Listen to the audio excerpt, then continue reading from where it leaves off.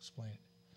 Don't you click that remote. Don't you change anything, because if you do, you're going to miss a really, really, really good show with State Representative David Harris, who also happens to be a retired two-star general. He, of course, is here in his capacity as a state rep, a Republican state rep from Arlington Heights. You're going to find out all about the budget. Were you confused? Did you think maybe this is a terrible budget in fiscal 2015? Did you think Illinois is going down the hole? Maybe not. How are they going to deal with fiscal 2016? Do we have to raise taxes? Do we have to slash spending all over? You're going to find out. What about pensions?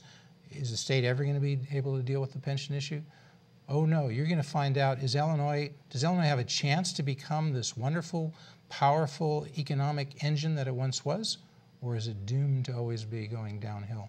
Don't you click the remote, don't you change anything, because if you do, you're going to miss a really, really, really, really good show with State Representative David Harris.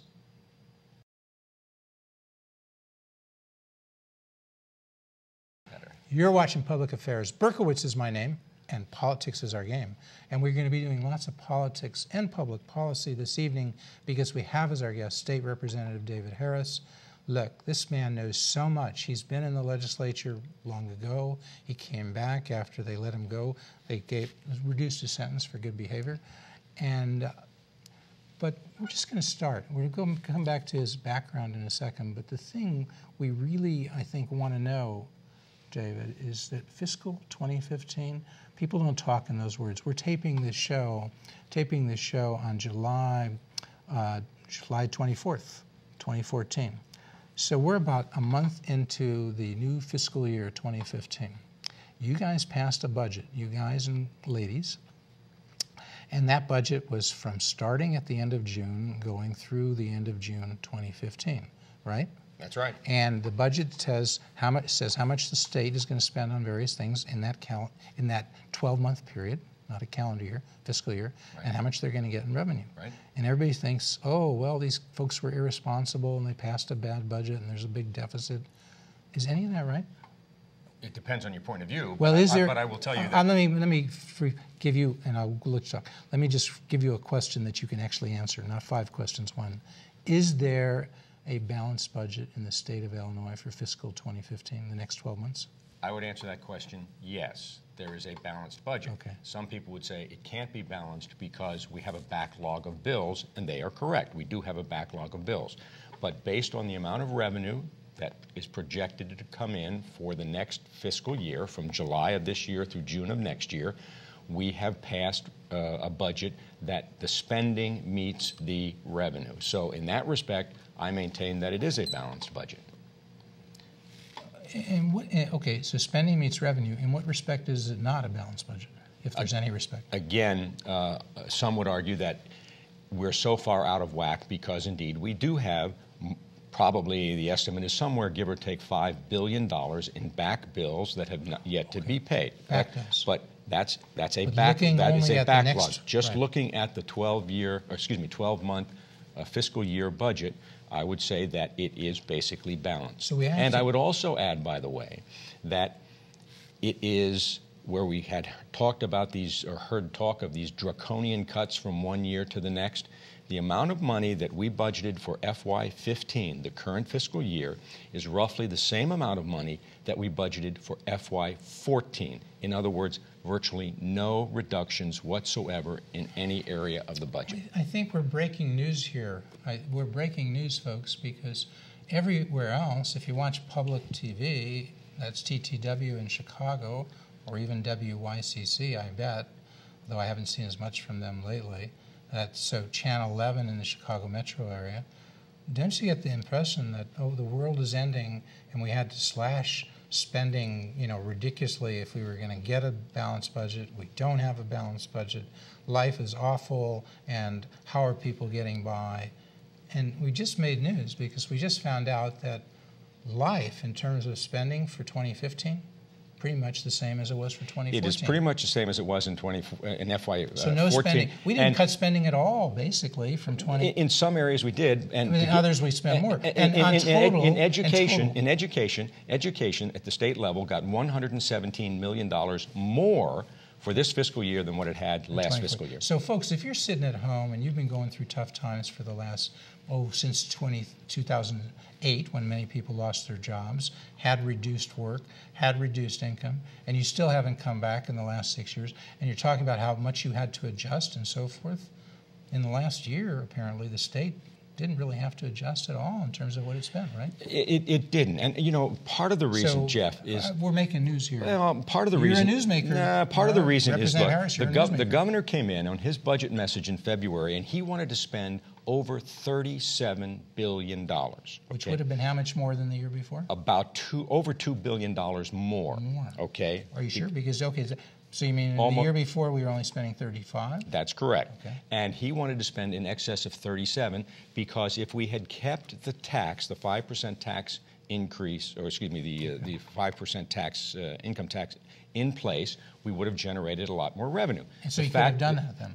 Well, the legislature could have done it, and it would have brought in a lot more revenue. And he was betting you guys would. He thought, well, he was hoping we would. He was hoping you guys would extend the tax. That's correct. That is, explain to people what that means by extend the tax. Well, the rate rose from 3% to 5% When? 4 years ago in 2011. And because of that, there was a significant increase in general revenue funds for the state of Illinois. Approximately how much, approximately? Well, each year about $7 billion a year. Okay. Each 1% increase or each 1% move in the individual income tax equates to about $3 billion. So if it goes up 1%, it's $3 billion. Down $3 billion. So roughly 6 or 7. And it went from 3% to 5%, so that's $6 billion just on the individual. But the governor wanted to spend $37 billion. We had just spent $35 billion a year before. So yes, if you're saying we're going to do what the governor wants to do, there were these heavy reductions from what the governor wanted to spend. But explain to him why he had to cut back, because you're saying for the 12 months from June 2014 to the end of June 2015, for those 12 months, the governor was betting revenue would be $37 billion, right? He thought what happens in January unless you guys do something to make the revenue not the 5% individual tax reverts to 3.75, and the 3.75% from 5%. From 5%. It goes back not all the way to 3%, right. But it goes back a good chunk. Right, and the corporate rate goes from 7% to 5.25%. Okay, and so based on that, which is the law unless you folks do something differently. Correct. And you folks, the General Assembly, have not done something differently yet. Right. So he became convinced that he couldn't count on that, the governor, right? The governor was out of the picture. Well, the governor was out of the picture as soon as he Okay. gave his message. It then became the legislature, General Assembly, the General and the Assembly. legislature, the Right. General Assembly, the State House, and the State Senate became convinced that you folks were not going to do anything to prevent the tax rate from falling, right? Did I state that right? That is you guys, that is Speaker correct. Mike Madigan became convinced that he and his counterpart, Senate President Cullerton, were not going to ram through a tax. We're not going to ram through something that would prevent the tax rate from falling. My opinion is that the extension of the tax would have passed in the Senate. If we had passed it in the House, there was not a sense in the House that we were going to pass it. Does that mean the members, the Democratic members in the State House, there were not, how many votes did they need? They have 71 Democratic House members. They only needed 60. There were not 60 of the 71 Democrats who wanted to prevent the tax rate from falling. Is that accurate? I think that would be a fair statement if they wanted to do it just with Democrat votes. If they had hypothetically maybe 55, they couldn't find 5 Republicans even who would give them the 60 they needed, right? Probably not. But they may have needed more. Maybe they, as I recall, they probably didn't have 40 Democratic votes. And if they had 40 Democratic votes, if they did, they would need at least 20 Republicans, and they surely couldn't find 20 Republicans. Absolutely not, but I don't know. I had no idea how many votes they may or may not have had. You would not have voted Representative Harris, General Harris. you No. would not have voted to No. prevent No. these tax rate from falling. No, Are I you a would not. cruel, heartless person? Don't you want to help education? It's cruel and heartless. It's terrible. We gave more money to education. We gave $117 million more to education That's not than we enough. did the year What before. We percentage? gave Medicaid more money. What's We are not. percentage We are are we not talking Claude. What percentage? The What percentage. The percentage is percentage that? is not the issue. The point is more money. $117 million more went into education this year than went into You education think last that's year. enough? There's probably never enough money, perhaps, for education, but the point is more was given when everybody was talking about these horrendous draconian reductions that were going to take So place. that's the Let me newsflash. give you let Go me give you a perspective here in the macro viewpoint. In FY 8-9, And folks, FY stands I'm for sorry, fiscal year. I'm sorry, Not fiscal the other year. FY. You know the Four, other, know the other 4 FY? years ago, 4 years ago, our general revenue was about $27 billion. $27 billion. It's now $35 billion. Should be enough That to is an get by, you increase think? in 4 years. That's an increase of almost 33%. Those are huge increases in spending in only 4 years. The governor in his budget message came out and said we're reducing spending. How in the world could he make that statement when we're spending 30% more in only 4 years? I don't know. This book we had on, our regular viewers who know we had Steve Moore on a few weeks ago. Mm-hmm. And there's a book, hard to read there, but I'll read it for you, the title, An Inquiry into the Nature and Causes of the Wealth of States. Adam Smith wrote a book in 1776 or thereabouts. An inquiry into the nature and causes of the wealth of nations. So a little play on words there. So this book suggests, you know, the states have different wealth, and there are things that cause various states to grow in their wealth, in their income, their gross domestic product for that state, if you want to use that phrase. And there are things that cause those states to decline. And are we doing, a slight distraction, are we doing in Illinois what we need to do to allow economic growth to occur in Illinois? Or are we doing things that will cause Illinois to decline?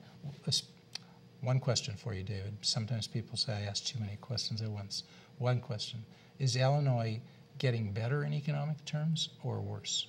It is better than it was 4 or 5 years ago, but there are still things that can be done to improve. It's better. Okay. It's better. And how is it better? Well, it's better. You just look at some of the basic statistics. I mean, like the rest of the nation, the unemployment rate, as an example, in Illinois has come down. Oh, However, it's still higher than it is in other surrounding states. So we're not in the getting Midwest. We're So not we getting are better. not- We're not getting as better as fast as That's other correct. states. That is Okay. correct. And to give you one example, our workers' compensation costs, in other words, a burden on businesses, our workers' compensation costs are 3 to 3.5 times higher than they are in our neighboring state of Indiana. The CEO of Caterpillar has said, I'm not going to locate a plant in Illinois as long as those workers' compensation costs are 3 to 3.5 times higher than what they are in the neighboring state. And you can't blame him when you're talking about a heavy-duty manufacturing company like that. So that means there's less tax revenue. If employers don't expand, they contract. If employers locate plants outside of Illinois, Sure. they may be headquartered in Illinois, but they build elsewhere. That takes economic growth away from Illinois. Sure. That takes jobs away from Illinois. Sure. That takes tax revenue away from Illinois. Sure. That's a problem. Sure, and I mean, everyone is concerned about jobs in the state of Illinois. We want, that's the economic engine that will grow our state. And it will grow revenues, it will grow employment.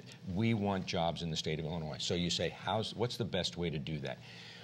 We need to be competitive with other states. Illinois right now there is a perception that we are not business friendly. It's tough to overcome perceptions. We need to do that. And it's not an easy task, but it has to be done. Okay, so back to the budget.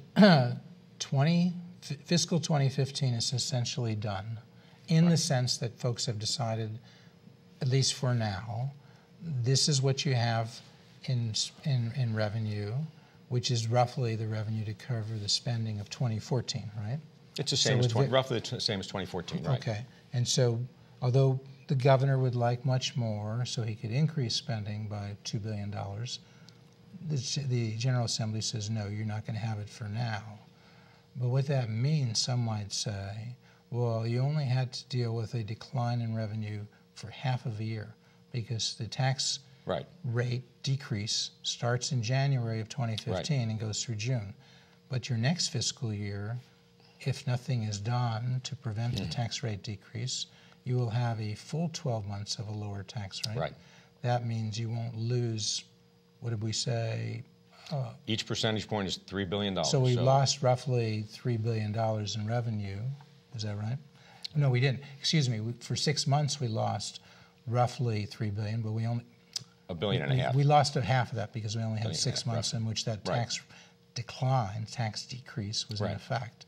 It's very tricky, folks, because when I say tax decrease, well, 4 years ago we increased taxes and we're decreasing taxes, but not quite to where it was. Right. So is that a tax decrease or a tax increase? Because taxes in January 2015, the tax rate will be higher than it was 4 years ago, but lower than it was last year. That's right. It's still 20% higher than it was 4 years ago. So that's why I'm having a little trouble not knowing how.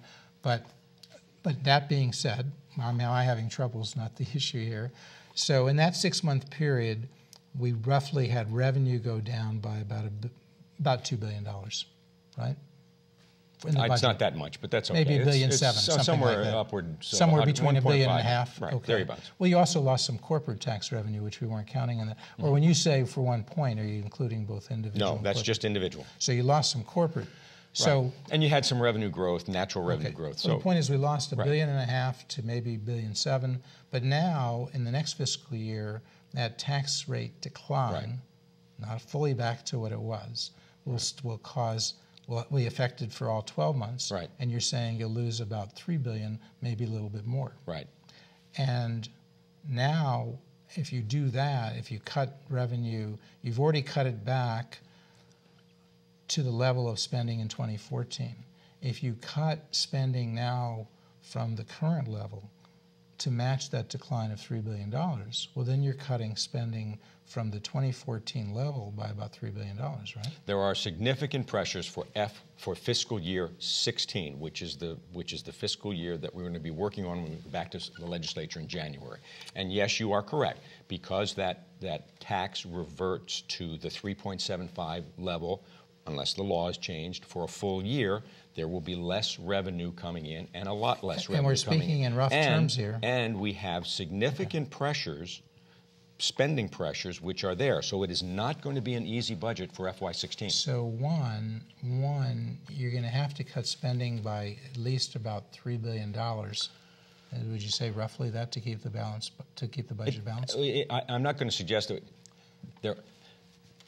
One of the things about the governor's campaign that I think is very important, or the campaign for governor on both sides, is that whether or not you take the current governor's position that you need to keep the tax rate at 5%, or you take the Republican candidate's position that we leave it, we reduce it gradually over a period of time. That's great when you talk about revenue, because the rate generates revenue.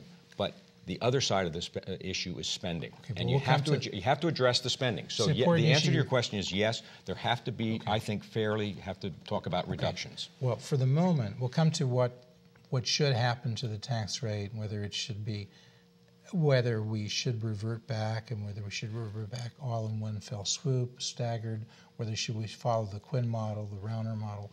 We'll come to that. But for the moment, I just want to ask, I want to do, what we do at the University of Chicago sometimes. It's kind of a seminar like at the University of Chicago, where we say, well, let's hold that constant for a moment. Let's say, for the moment, we're going to do what the law says. That is, that tax rate will be cut in January of 2015 from 5% to 3.75 in one fell swoop. Mm-hmm. Let's assume that. Right. Okay, so if that happens, as we said, revenue would go down. Right now it's about $34.5 billion, 35. Let's say 35. Let's round it off. What is it now? 34.5 roughly? Say $35 billion. So if it's going to go down by a little bit more than $3 billion, there are some caveats to that. But let's say it goes down by $3 billion. Okay, that's $3 billion over $35 billion is a little less than. It's about 9%. Because 10% of $35 billion would be 3.5, and we're only cutting at $3 billion.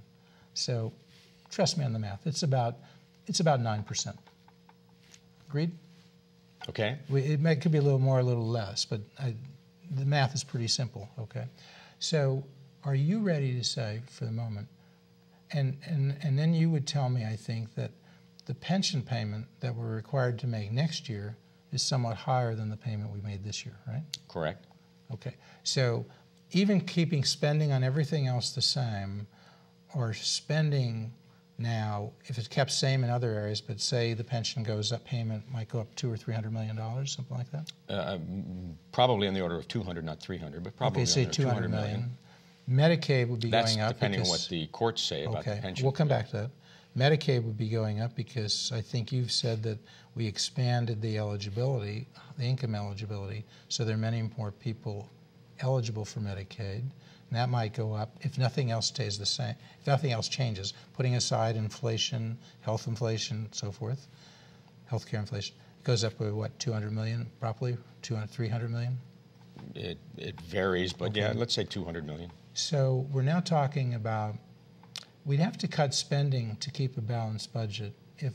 If we don't do any of these things we said, we don't deal with the tax rate falling, we don't change anything else, we would have to cut other spending by probably more than 9%, more like 11 or 12, in very broad terms. And now I'm just going to ask you, I could be a little off, maybe we have to cut spending by 10, but are you prepared, Representative Harris, are you prepared to run on that and say to people for fiscal year 2016, I, David Harris, and the Republican Party believe we should cut total state spending by somewhere between 9 and 11%. I don't know what the Republican Party is going to do. I don't know exactly what What I'm would going you to recommend? I don't know exactly what What I'm would you going. I don't recommend? know exactly what I'm going to do based on what the situation is at the time. But let me give you a sort of perspective on how we form the budget. Of that $35 billion in revenue, the estimate is made at the beginning of the year, and from that we take off the top, right off the top, before we do anything else, we take a pension payment that's $6.8 billion. We take a Medicaid payment that is $7 billion. We take a group health payment that's about $1.2 billion. We take debt service to pay our debts, that's about $1.8 billion. We take something known as transfers out. Those are Are these all things that are in the next fiscal year These budget? are every year, okay? Well, just slow down. Run by one more time. My point here, I want you to let people know. This is every year what you're saying is the core budget spending? call it the core budget spending. The procedure has been just tick off those numbers one more time. The procedure that we have determined is this. We come up with our revenue estimate, and from that revenue estimate, we deduct things which absolutely have to be paid. The pension payment. We want to make the pension payment because we don't want to get into the difficulty we had before. That's $6.8 billion, and it's probably going to go up. We take Medicaid. Medicaid this year was $6.9 billion or $7 billion. It's probably going to go up for FY16. We take group health. Group health was $1.2 billion funded this year. That's probably going to go up next year. We take something called debt service. We have to pay the debt service on the bonds that we floated, which we should not have done, but we did. That's $1.8 billion. There's something known as transfers out. Transfers out are those dollars that have to be made or have to be transferred to entities like local municipalities, their share of the sales tax that they come in. That's $2.4 billion. You add all those things up, off the top of that $35 billion from things that have to be paid, it's about $19 billion. That leaves a roughly $16 billion to fund the rest of state government, okay? Those are significant, including education, including agriculture, including transportation, including all those other departments of state government that people expect services from. So the funding for FY16, how we put that budget together, is going to be extremely difficult. And education is roughly what on the state level spending? This year, I believe it was $6.3 billion. Don't hold me to it, but is that K through 12, or does that include that's higher K through. education? That's I'm sorry, elementary with and secondary. Higher education? No, how much is that? no. Roughly? Oh, I'm not that familiar with that. Higher ed. Higher ed, I believe, is about $1.3 billion. So that's about $7.5 billion. And did you say there were 16? 16. So now we're down Right. to $8 billion. Right. And what do we have to cover in that $8 billion? Everything else. Well, what and is everything else is tell me all those services. The Department of the Department of Natural Resources, the Department of Agriculture, the Department of Financial and Professional Regulation. So there are indeed services that people count on from state government, and they have to be funded one way or the other. They have to be funded. there are going to have to be, in my estimation, some reductions, and there's going to have to be some tightening even further than what it is right now. FY16, putting the budget together for FY16 is going to be extremely difficult. Well, so my question to you is, are you prepared, Representative Harris, to recommend that we cut, as I put it, the budget this year by about 10%? I'm prepared to make recommendations for reductions. No, I don't know what they will be, okay, Jeff. but you're not prepared, because if you don't have an increase in tax revenue from what it would be after the tax rate falls, if you don't modify the law, okay, which is what there it takes. will be less revenue. There will be 10% less. So you would have to cut spending by 10%, and I'm asking you, and I'm not getting an answer. No, I'm telling you, I'm not going to say we're going to cut spending by 10%. I'm telling you that yes, I would favor reductions. But you can't tell me how much. But I can't tell you how much because well, I don't know. Give me a I don't know what. ballpark, I don't know what. Well, I don't know what. The voters are entitled to know. I mean, are you saying you might ask them to avoid any spending cuts at all? Because if you do that, then you say, okay, if they're going to avoid any spending cuts at all, we're going to have to go to them and ask them for about a 10% increase in the revenue, and we're going to have to decide how much of the tax rate cannot be allowed to fall in order to get that 10%. Jeff, you know, answering hypotheticals is always a bad thing to do. Look at the gubernatorial race. If the governor wins, Governor Quinn, if he wins, he wants to have the tax rate remain at 5%. Okay, he wants it made permanent. Which If will give him, Mr. if Mr. Rauner wins, he apparently is now saying, if I read it correctly, that it will leave it at 5% temporarily, and we will ratchet it down slowly over a course of years. So both of them, it seems to me, they're saying leave the tax rate at 5%. That means they have to come to the legislature to change the law, and maybe there will be enough. Right. There will be enough to do that. So maybe there won't have to be any cuts. I don't know. But well, no, I think you should be talking about some reductions there have to along be the way. some, because even if Rauner says he's going to phase down the decrease, not in 1 year from 5 to 3.75, but over 4 years, even if he's going to phase it, that initial phase down cuts his revenue for that year by some amount over what it was last year. I haven't seen the exact proposal. I don't know. Okay. I mean, you know, the governor will come to the legislature in February of next year and say, this is what I am proposing for a budget. But is it and conceivable? Is it conceivable that you might come to the viewpoint, we should let the tax rate fall completely to what the law says, and we should go ahead and cut spending by 10%, if that's what it takes? Is it conceivable you could come to that conclusion? It is conceivable that I would recommend reductions. Yes. No. I said, Jeff, I'm not going to tell you that we should reduce by 10%.